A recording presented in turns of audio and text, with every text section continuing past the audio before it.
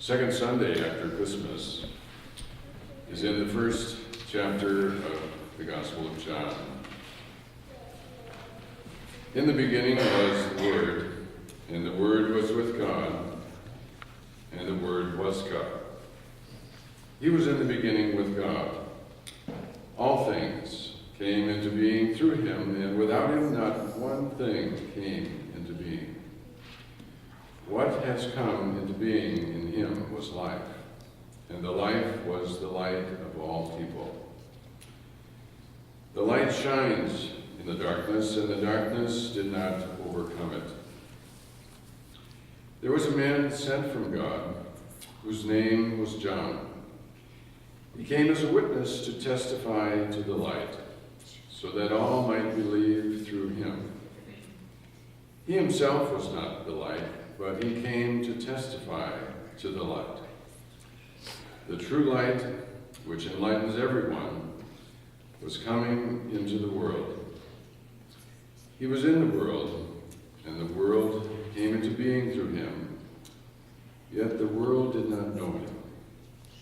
He came to what was his own, and his own people did not accept him. But to all who received him, who believed in his name, he gave power to become children of God, who were born not of blood nor of the will of the flesh, or of the will of man, but of God. And the Word became flesh and lived among us, and we have seen his glory, the glory as of the Father's only Son, full of grace and truth. John testified to him and cried out, "This was he of whom I said, 'He who comes after me ranks ahead of me, because he was before me.'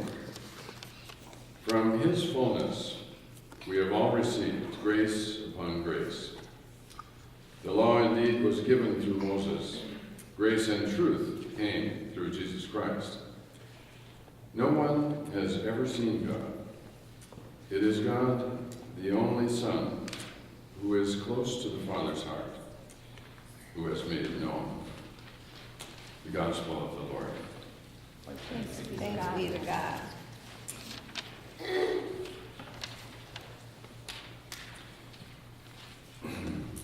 I suspect I may not be the only one who kind of decries the descent of the dark into the dark at this time of year. Shorter days, longer nights. As a painter of landscapes, I like light. I like to see what the light does on the land, on people, on anything. And so when there's more darkness, I tend to have this sort of reluctance to let it go, just less light. It's colder. I've always said there's nothing worse. Well, there's only one thing worse than being, cold and wet, and that's cold, wet, and hungry. So there's a lot of associations with the dark, and this morning I just want to follow up on John's Gospel's lifting up of the light and the darkness that I just read about. I associate the light with warmth. It's great to see the sun shining today. As a bit cold as it is, somehow that makes a difference. But in this whole metaphor of light and darkness, I would just like to have us take a look at how the light is working in our lives, and what darkness, may be sort of at the edges of our life, or perhaps just somewhere in your life that you feel like,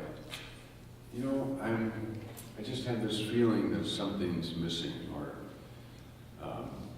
there's hunger, there's a search going on, and I'm not sure what that is. And maybe you feel like that could be some form of the darkness. What John does in this first chapter is to connect the Christmas story with the creation story. You may have noticed the first words in John's Gospel were, "In the beginning." In the beginning was the Word. And the Word was with God, and the Word was God. He was in the beginning with God. All things came into being through him. So right away, he's already pointing to Jesus as being present somehow from the beginning. Always been there. And this Word, and here's John's Christmas, this Word became flesh and dwelt among us. He became one of us. Took on our frailties, our hungers, our need to sleep at night in order to have some energy in the day. That whole experience that we have. Jesus became flesh and dwelt among us. That's a short Christmas story in John, but the whole rest of it is an expansion on what does that mean. What are the implications of Jesus, this Word becoming flesh and dwelling among us? Well, one is that this light shines in the darkness. So, but the darkness did not overcome that light. And what's more, this light coming into the darkness gave power to become the children of God. So God has not only created from the beginning, the creation is continuing to happen. Creation wasn't just long ago, far away. It's right here and right now. God is with us, continuing to create and bring light into whatever darkness we have. And so that's my question for you this morning is, what is your experience of the light these days? What is your acquaintance with the darkness in your life these days?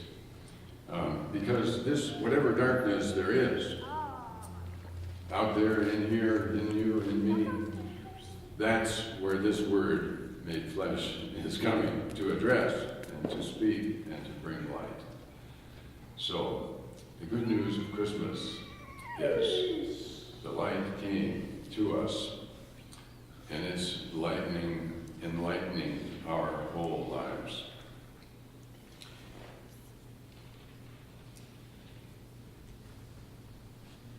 At a chapel service a couple of weeks ago, I asked the inmates who came a question: what's missing in your life? And I just heard responses of love, peace. One said purpose and family. And each of us can answer that question. What do we feel is missing in our lives? That would be some piece of that darkness that's the part that we wrestle with.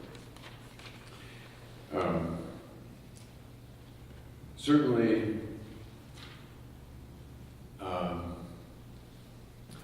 we want that light to come to us in a form that will really speak to us. The little girl who was asleep upstairs and heard the thunderstorm in the night, cried out and was afraid, and the parents said, "God loves you." And the little girl responded, "But I want someone with skin on to love me." You know, I want someone with skin on to love me. We all do. God knows that this good news, this Word made flesh, is the way He's coming to us. And so, you may be the only Bible someone ever reads. You know, they'll see the Word made flesh in you and see what happens. I had a fellow in the cell block say he was struggling with the whole religion question and you know, can I get a Bible? Yeah, I can get you one. Could you give me a Quran? Yeah, I can get you one. And so he was wrestling with, you know, what is this whole world of religion? And he happened to notice another fellow who happened to be Muslim, and he saw how his behavior in that cell block came out in terms of the way he spoke of other people, women, and so forth. And he thought, he told me, boy, if that's the kind of example of that faith for him, it wasn't a convincing message. You know, in other words, the words didn't match the actions. And so he said, you know what, you can have this Quran back, if that's what that means for him. So that, you know, he's in an early stage, obviously, and searching still, but that example, all I'm saying is, and I wouldn't bash